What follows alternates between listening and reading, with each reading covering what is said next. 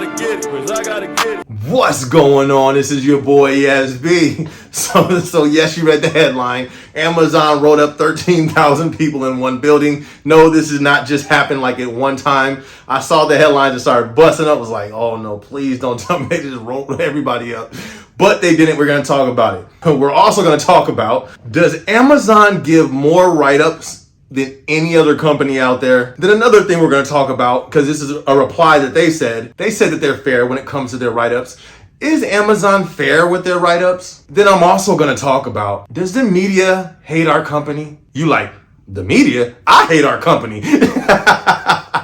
Anyways, let's get into this article. All right, so there was a press release. They actually released this last month. I've had this on the board to do a vlog about for a minute, but I just wanted to get some of them other videos out the way first. So this is titled, Amazon issued 13,000 disciplinary notices at a single warehouse. Another one said, Amazon disciplined workers 13,000 times in 1 year at a single warehouse. All right, so when we get into this article, it says, by almost all accounts, Amazon warehouses are not pleasant places to work.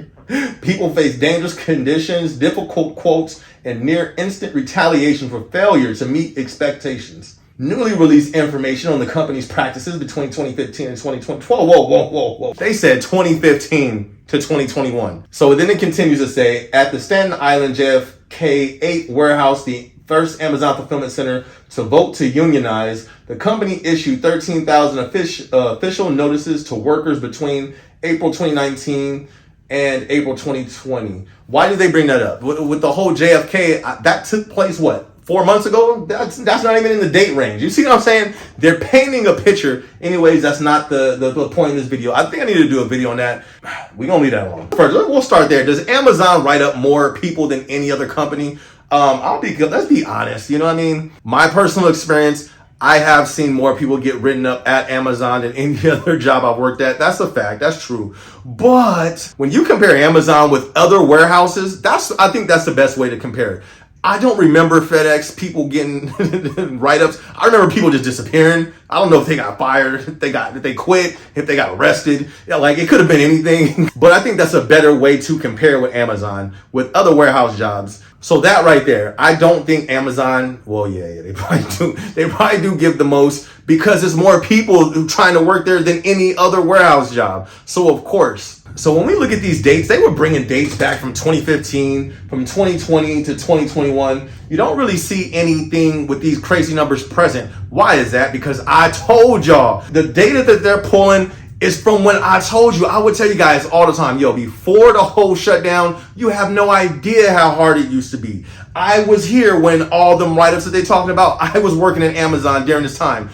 Come to think about it, the only job that I've ever been written up at is Amazon. I take pride in my work. I'm always the one who tries to go the extra mile, especially coming into Amazon. That was my whole mindset, is conquering the whole building. And I got a write up because the way I was trained, because of my ambassador. I talked about that before in one of them old videos. But these write-ups were at a whole nother time, especially during that shutdown. I know last year, it was really relaxed when it came to people getting write-ups. Yes, people still had write-ups, but it was nothing like 2019, 2020, right before that shutdown. It was a lot of write-ups. So they said that, I guess they talked to a guy named Bryson.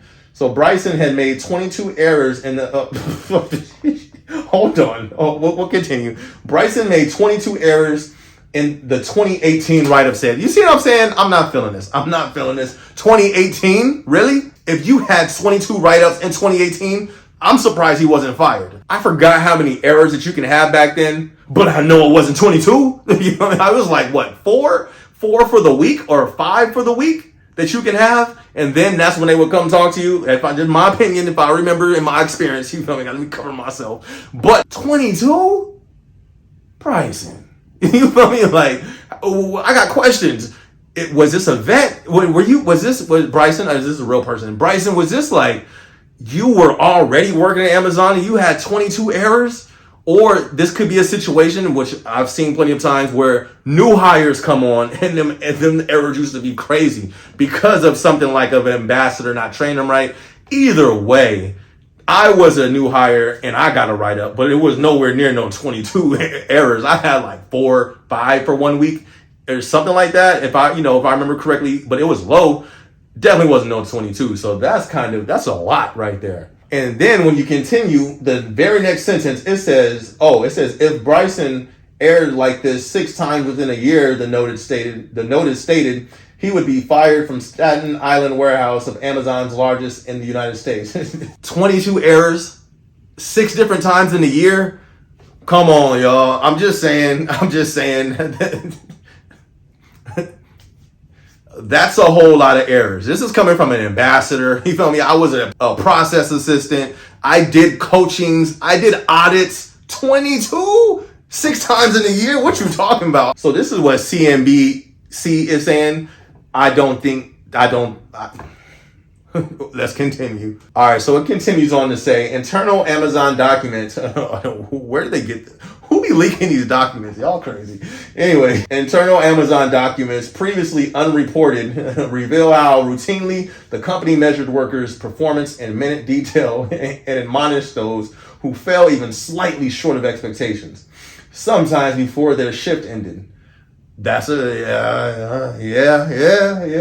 In a single year ending in 2020, the company issued more than 13,000 so-called disciplines in Bryson's warehouse alone. But like I said earlier, that was in 2019 going to 2020, pre-shutdown. Yes, them standards was pretty high. I'm not gonna lie, Amazon had some high standards, not just when it came to quality. I'm gonna be quite honest. In my experience and what I've seen, even when it came to the quality of managers, even when it came to the quality of leadership, it was on a whole nother quality back then. That's a fact. I'm not gonna say that's my opinion, but that's a fact. I think the reason why the bar dropped is because that crazy expansion. You can't, it was so hard to train people up and to keep such high quality when you're expanded at a rapid rate. But that's just my opinion though. That's my opinion. I feel that I do know that Amazon pressure, and that pressure is real. Let me know if you have had this in the comment section. When you have Amazon dreams, when you stolen your dream and you wake up because you didn't think you made an error, yo, that's how you know the pressure is too real. Anyways, let's keep going. So then they go to talk about being off task for 6 minutes. But when you read, this is in 2018, this is a whole nother ball game. Why are we talking about 2018 standards in 2022? I'm not understanding that. Anyways, it says being off task for 6 minutes in June 2018 resulted in a reprimand that a New Jersey warehouse worker received at 2:57 a.m. Then they also talk about the strictness of productivity. It says meeting 94% of the company's productivity goal instead of the 100 for weeks. A worker at Amazon said that you could be possible of termination if you didn't approve those rates. I'm telling you, all this is confirming what I've said. I said before the shutdown back then, that 2019, it was a whole nother level when it came to expectation. But can I be completely honest? It was a way higher bar for leadership back then. That's a fact. Leadership back then was on a whole nother level. I'm just being honest. But let me be completely honest. Back then, 2019, the stores was on a whole nother level than what it is today. That's a fact. And I do think that's to the rules being relaxed, the productivity quality being relaxed, all that good stuff. When it comes to the time off task, I've never really seen somebody that get dinged for like 2 minutes, 3 minutes, especially if you handling business. If you got somebody who's handling business, you know what I mean? And they take a little longer for their break. It happens, especially if somebody's on point. In my personal experience, I've only really seen people get dinged if you 10, 15 minutes and you wanted to late and you're like a bottom performer and you just don't care about your job. That's when I've seen that be an issue. But 4 minutes, 2 minutes, I don't know. Maybe that's just my experience. It could be different. Some of y'all can be like, man, I got to write up for 30 seconds of TOT. I can't speak on everybody's experience. So it says he blazed through nearly 8,000 items over 4 days in January 2019, fast and accurate. That don't sound like a lot. For 4 days, 8,000, I think I was doing that a day, I guess. But it says fast and accurate enough for Amazon's praise. See, that was back in them days when a manager would come and you'd be like, oh man, what'd I do? That's when the only time they would come was to say something you got to correct. But after that, he says, but his feet swelled and his body ached, Bryson said, adding that just walking from his car after work to his apartment made him feel as though he was 1,000 years old. Did I not talk about this in the peak season video? Yes, that's a fact. I feel you, Bryson, on that. I feel you. There were times where I couldn't walk out the car. I fell asleep in the car before I even made it into the apartment. I feel you. And there's a whole lot more. All this is going to be in the description so y'all can read it. But This is from 2018. And I done told y'all Amazon has completely relaxed and died down since 2018. Even in some of the articles, they talk about 2015. Standards back then was way higher than what it is now. So it goes on to say at the end of the Fox Business article, it says that the company has denied this, saying that its goals are fair and based on what the majority of the team is actually accomplishing.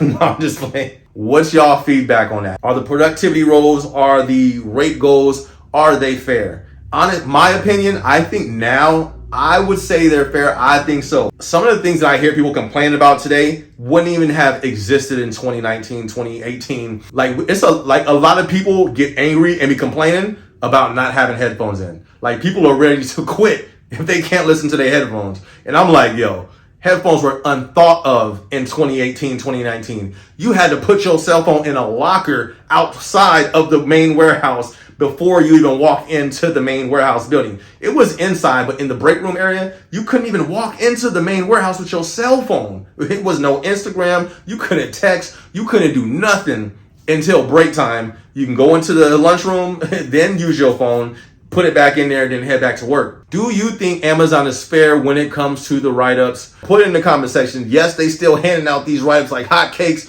or no, it's pretty chill. Anyways, man, it's your boy SB. I just wanted to touch on this topic. I was like, yo, this is crazy. Be sure to like this video. Be sure to subscribe. Be sure to hit the notification bell so you can see whenever I drop a new video. Yes, I am an artist. This is my song. It's about to come on. It's called Whoa, off my project called Motivated. Go stream that. Go check it out. Be sure to turn it loud. Be sure to share it. All that good stuff. I'm going to catch you on the next video. Let's go. Look, they say I couldn't do it, but I did. Turn stacks to a crib. Yeah, going up, going in. Let them sleep, bedtime, tuck them in.